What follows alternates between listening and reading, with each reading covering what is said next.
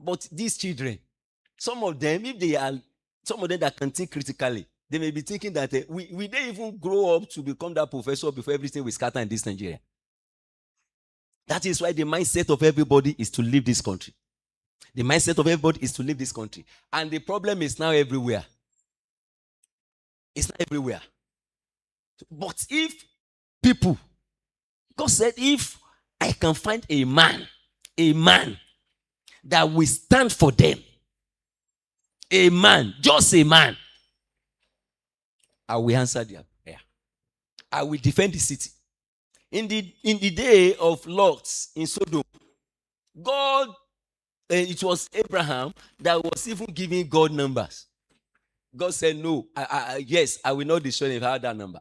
I will not destroy if I have that number. What was the last number he asked? That 5. No 5 righteous one. So under the states of our time now, it means we didn't win any soul.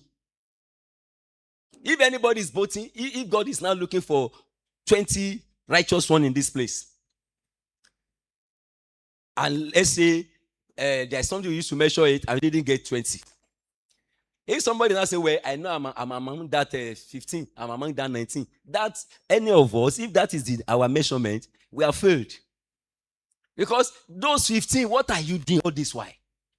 That you cannot influence one person. You cannot influence 2 persons. Lot and his family, they were 4. Lot's wife and the 2 children. So, have they married? They have not married. If they have married, they have people they want to marry. If they have married and they were righteous, they will have escaped the land with them. But they didn't escape. Even the wife that was going didn't get out, didn't get to the land. And that is a message for us. That we are just saying we are Christian, we are Christian, we are Christian. Who are the righteous? Some years ago, I read in a book, I've forgotten the author. He said, give me 10 men.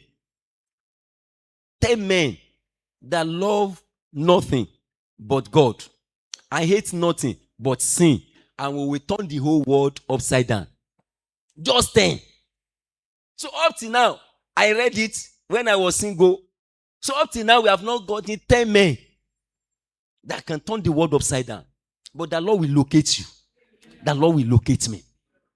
The revival will start on the knees. Anytime there will be revival in any place, people must pray. That is why I want to appreciate all of you that are part of our prayer every time, 3 hours that we are praying. God will continue to bless you. Don't be discouraged. The prayer is working. You may not know. God is showing some things that is taken away. Last month and this month, a terrible month. But the Lord averted those bad things that will have happened to us in this place. Prayer works. And I'm a testimony. At times, I will just sit down and I will just ask God for something. And it will just come. Concerning the church, concerning my life. That one has given assurance that there is nothing we want that God cannot do for us. You know, when you are walking to God to a certain level, your wants will become what God will just do. Your wants. Because you will be desiring God. You will be desiring more of God. So what you will be thinking is a want. God will see it as a need when you walk in righteousness. That's why the Bible says, when the way of a man pleases God, it will make even his enemy to be at peace with him. So, people of God, I want us to seek God for understanding. Nehemiah chapter 4, verse 9. Nehemiah was in a kind of situation that we find ourselves when they were having breakthrough, when they were having success, when they were having achievement. That was when Sanballat and his people came.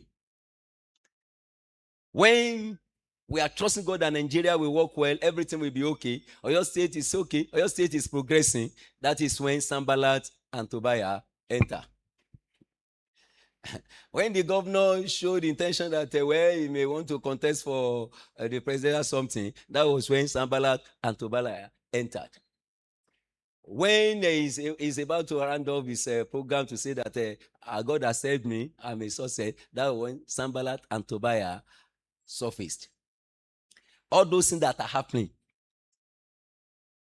our leaders know about it. They know about it.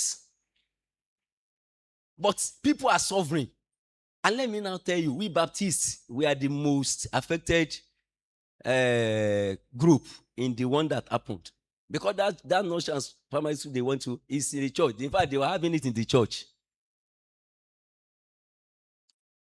They're having it in the church. That's why we have people, you'll be hearing somebody from Ayugu, somebody from Idioro Baptist Church, somebody from this. Those people that the headmaster, I think they said is from Antioch.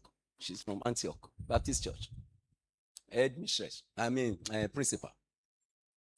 So we need to pray. And like Nehemiah had this understanding that anytime you are making progress, and don't forget, in this church, this is our time. Because we are crying to him for mercy, for help, and he's helping us. This Nehemiah chapter 4, verse 9. When Nehemiah had the understanding of what they were doing, he said, we do two things. Nevertheless, we made our prayer to our God. And because of them, we set a watch against them day and night. Two things. People of God, we need to be praying. And at the same time, we need to be watchful. We need to be prayerful. And we need to be watchful against the enemy. And especially those of us in the Southwest. We need to be prayerful and be watchful. You need to be careful these days with everything that is happening. Nehemiah said what Jesus said later, that you need to be watchful. How did Jesus put it? Watch and pray. Watch and pray. Years ago, Nehemiah had revelation into the principle of life that we work for New Testament church.